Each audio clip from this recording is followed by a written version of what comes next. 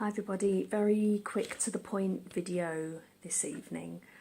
I have for you 5 tips for dealing with heartbreak.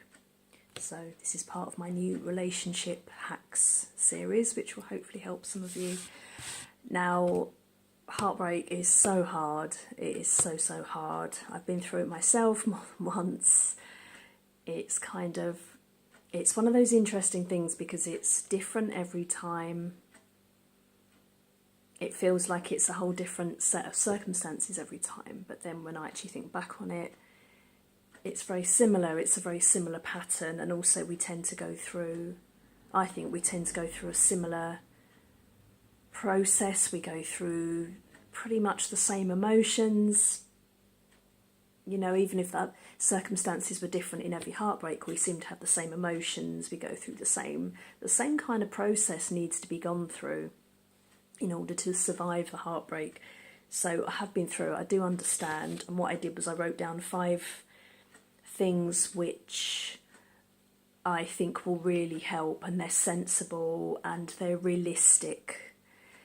This is after, you know, several breakups and years of figuring out what we actually need after a breakup, you know, so I'm not going to sit here and give you a load of unrealistic stuff which just isn't possible, because, you know, you're going through heartbreak, you're going through maybe emotional ups and downs and great turbulence and self-doubt and confidence issues, and it might be impacting on every other area of your life, and it's very hard. So I'm here to give you 5 tips and hopefully make life a little bit easier for the next few weeks or months whilst you're getting over this breakup. And I think this would work for men and women as well. So whether you're man, woman, gay, straight, whatever kind of breakup you're going through, I think these would help no matter what. You know, I've had to think about it, no matter what the circumstances, I think these would help.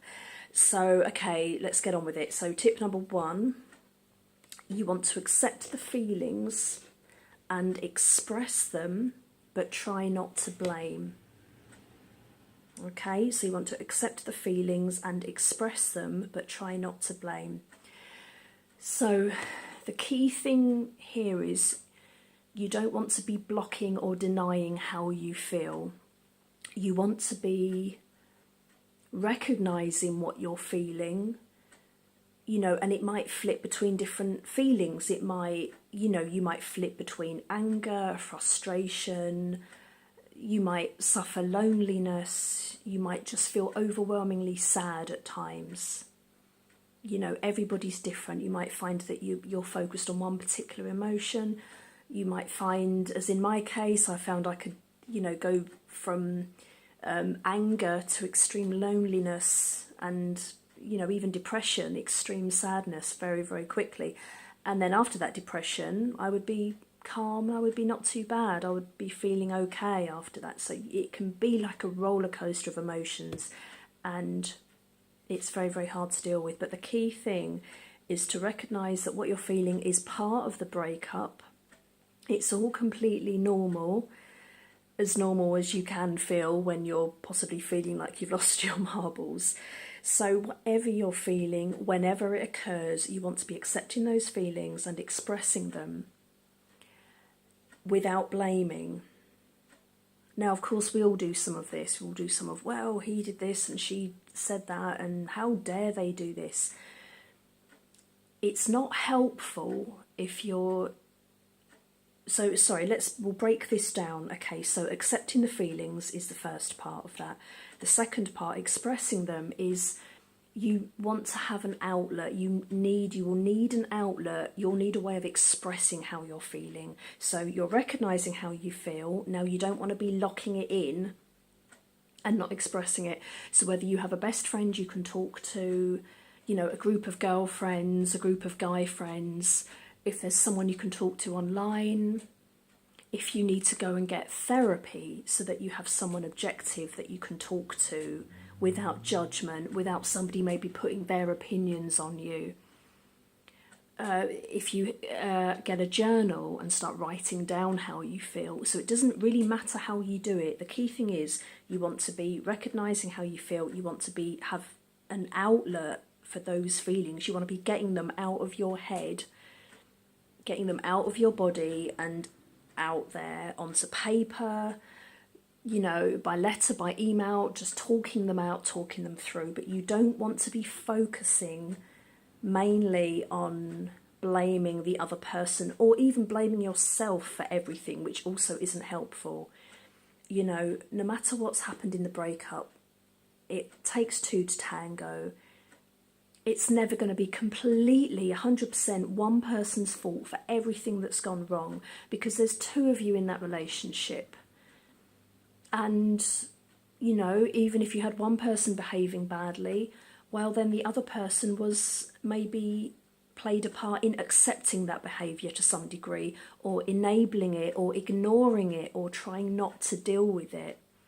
So what I'm saying is, it's not helpful to be blaming yourself or blaming the other person for everything that went wrong, because it's just not realistic. It's not how life works. It's not how relationship works. So you want to be recognising how you feel and expressing and trying not to blame.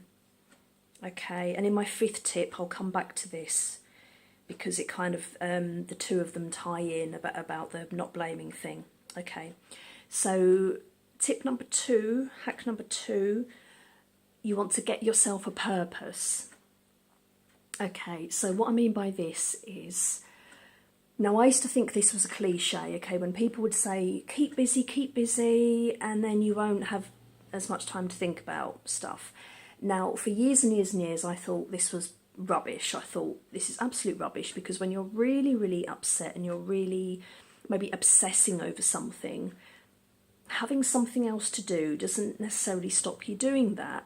And also you need that time to process and obsess and think and feel and kind of go through that. You're going through a grieving process, and you're going to be maybe analysing what went wrong and going back through conversations in your head. And, you know, so there's no point trying to stop that dead, because you need to go through that analysing as part of the process. Well, I think most women do anyway. I'm not so sure about men. If you're a guy and you're going through a breakup, leave me a comment, please do. Let me know whether men go through that analysing thing. I'm guessing it's different for everyone. You know, some people will be very analytical, other people will prefer not to think about things and move on quickly. Maybe it depends on whether you're introvert or extrovert, and whether you just think about things a lot. But you want to get yourself a purpose. So I can see completely how this would help now, because I'm at a time in my life now where I have a lot of ambition and goals and creative ambitions and dreams. And the power of the creative ambition, I've found, has been very, very empowering for me. So I'm not just talking about a job, I'm talking about a passion, I'm talking about a mission. That thing that you absolutely love, that your heart is absolutely devoted to it, and it's something that you might think about, you wake up and think about every day. Now, if you don't have stuff in your life that kind of gives you, that kind of drives you and pulls you through the difficult times, think about what it is that you love doing, and think about how you could really create some goals around that, or create some missions around that. So if you love to read, could you join a book group? Could you go and join your local library? Could you get together with other friends who have a similar passion to you? I'm just brainstorming off the top of my head here. If you are a fitness fanatic, I've got loads of friends who are fitness fanatics. I'm quite active. I'm not a fitness fanatic. I've got friends who I think are like Superwoman or Superman, because they get up first thing in the morning and they go running, and they do park run, they do half marathons, and then they go to the gym and they do this and that, and I just think it's incredible. And they love to do it because it's their passion. They sort of do it because they want to, rather than because they have to. So if you can have that passion in your life, it could be charity work, it could be, is there something you have an interest in your community that you've always kind of wanted to help out with? It could be helping out with coffee mornings, it could be, fundraising in some way. Is there a friend? Have you got a friend who raises money for stuff? Could you offer your hand and say, right, I want to help out. Is there anything I can do? Could you have a declutter of your house? Could you clear out all your clutter and donate it to charity? Donate it to a homeless shelter? Those places are crying out for clothing, for bedding, that kind of thing. So what I'm saying is, it doesn't matter what that thing is, but it's finding that thing for you that is really personal to you, that you absolutely love, that maybe you're a little bit obsessed with, that you can't see your life being without, whether it's reading, whether it's films. You could be joining a book group, setting up a Facebook group. It could be helping other people to go through what you're going through. Me personally, when I go through difficult stuff, the few things that keeps me going is, I think, okay, who can I serve? Who can I help? Who might also be going through this? And it kind of takes me out of my own head a bit and focuses me on contributing and helping someone else who's going through a similar thing. So is there something that you could throw yourself into, whether it's a dance class, anything at all? Have a think about what you really, really love to do and think, how can I expand that? How can I make that a bigger part of my life? Because I tell you what, having stuff to do, being busy, isn't going to stop you going through heartbreak, but having real purpose and ambition in your life, and having things that you are devoted to, that you have going on, no matter what heartbreak you're going through. So it's stuff that you have going on outside of the relationship, whether you're in a relationship or not. This is your stuff, this is your passion, okay? So it's about establishing who you are and following your dreams and goals, regardless of whether you're in a relationship with somebody else. I think this is really, really important. Okay, so number 3 tip is, you want to get yourself a soothe me ritual. Okay, soothe me ritual. So this is kind of like a backup plan. Okay, now this might be more so for women. Men might go through this kind of thing as well. I'm not sure. Again, if you're a guy, whoever you are, leave me a comment. Let me know. Let me know your experiences and what you're going through. You want a soothe me ritual because you want a backup. You want some soothing activities that you can just fall into for those times when you really, really, really can't just get on with it. So we all have those days where it's not enough to, we might have stuff to do. We might be really wanting to get up and go and get on with it. And there might just be some days where we're just not capable. There might be some days where we're just feeling too low, too upset, don't have the energy, and you need to take a bit of wallow time. Okay, Paul McGee talked about this in his book Sumo. He did a book Sumo, which was absolutely brilliant, worldwide phenomenon. So I loved his concept of being like a hippo and having wallow time. That concept was amazing for me, and I kept it in my brain. So he basically says that, it doesn't matter how driven, ambitious you are, you're going to come up against stumbling blocks and you're going to tumble sometimes. But he says there's going to come times in your life where stuff happens that is just so... that shatters you, that kind of shatters your core a little bit, that you're not just able to get up and carry on the next day or even the next week, where you're going to have to take some time to wallow. And this is what I'm talking about when I say about having soothe me time. So think about what you can do to make yourself feel safe and calm and reassured, and maybe just whatever's going to calm your brain and calm your heart rate. If you're feeling upset, if you're having anxiety, palpitations, that kind of thing, what you want to do is be altering your state as soon as you can. Now, this might include meditation, it might include fluffy blankets, it might include a hot chocolate, it might include candles, it might include a film, it might just include quiet time, shutting the curtains, turning off your phone. It might include having a trusted friend that you can go to. It might be about going to a place that makes you feel safe. A certain park, a certain field, going and sitting somewhere, watching the trees, watching the birds. Again, it's going to be very, very different for everyone, but you want that kind of little backup ritual, or you just want to have in your mind the activities that you know are going to just make you feel better when you're feeling really, really crap and you're struggling. So it's like having a little backup plan. Okay. Tip number 4, no contact with the ex. This is probably the hardest thing. Trust me, I know. Now, this doesn't have to be permanent. It doesn't have to be something where, you know, you're saying, right, I can never see him again. Often we say and do things in the heat of the moment that are just driven by emotion, and that it's not possible to sustain. You know, we might say, you know, I never want to see you and speak to you again, and it's just driven by pain and emotion. But, you know, what we want to do is just to be taking time out for ourselves, and we do want to be maybe stepping back and not having contact with the ex if possible. You know, it can be hard because it can be someone you work with or someone that you have to have contact with. So if you can, whatever steps you can put in place to minimise that contact, do it. If you have to get your friends involved, you know, if you have to get other people involved to help you, do it. But what you want to do is to be buying yourself time so that you've got that time to yourself to analyse, you know, to get through the worst of it. Even if you agree a deadline and say, right, I'm not going to have contact, I'm going to, you know, we're going to agree no contact for, say, a month. Again, this is going to be very, very individual for everybody, and it is hard. It is so, so hard. The worst thing you can do is to start Facebook stalking.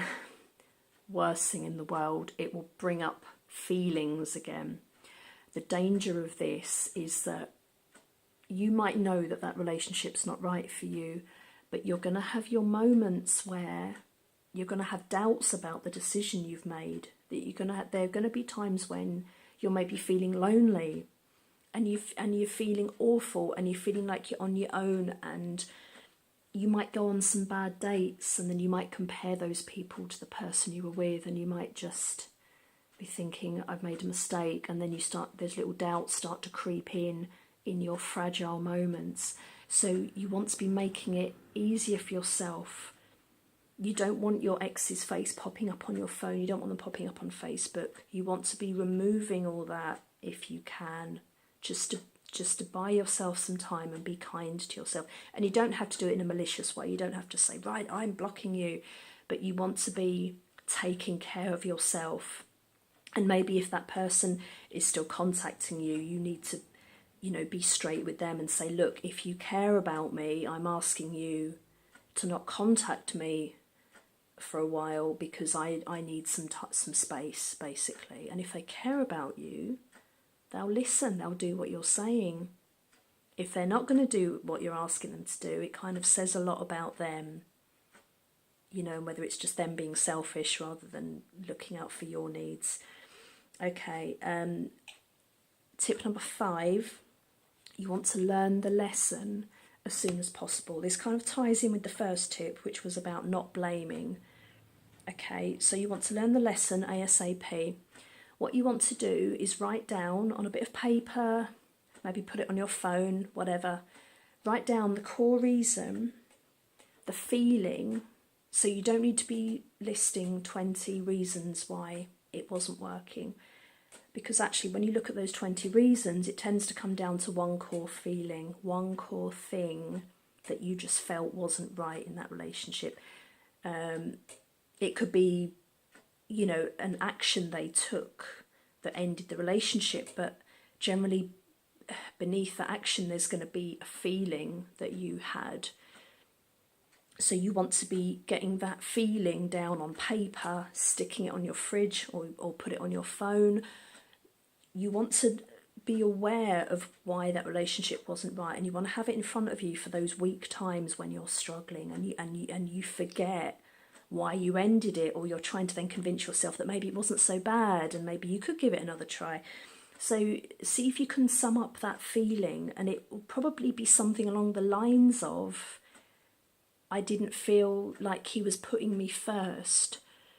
It could be he or she was putting me first. It could be I didn't feel that they respected me.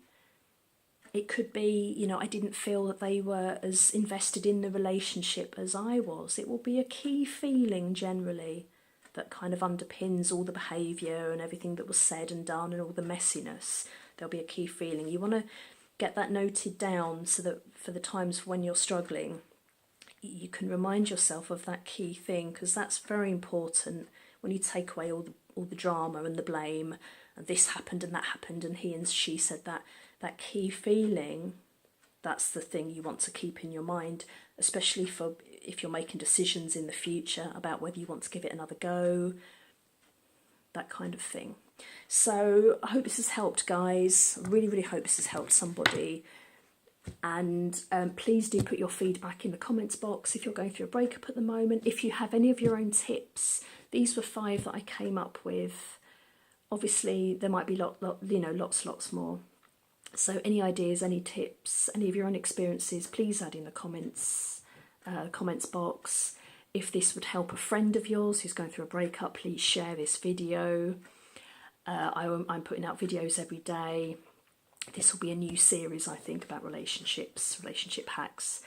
So it's very hard, it's very messy. The feelings we have are very strong. So I think the more help and support we can put out there for other people going through a similar thing, the better. So yes, please do get in touch. Email me if you like, and I'm always open to ideas. If you want some private coaching, we can discuss that. So I will catch you all soon for another video, and don't forget, be kind to yourself and take care. Cheers.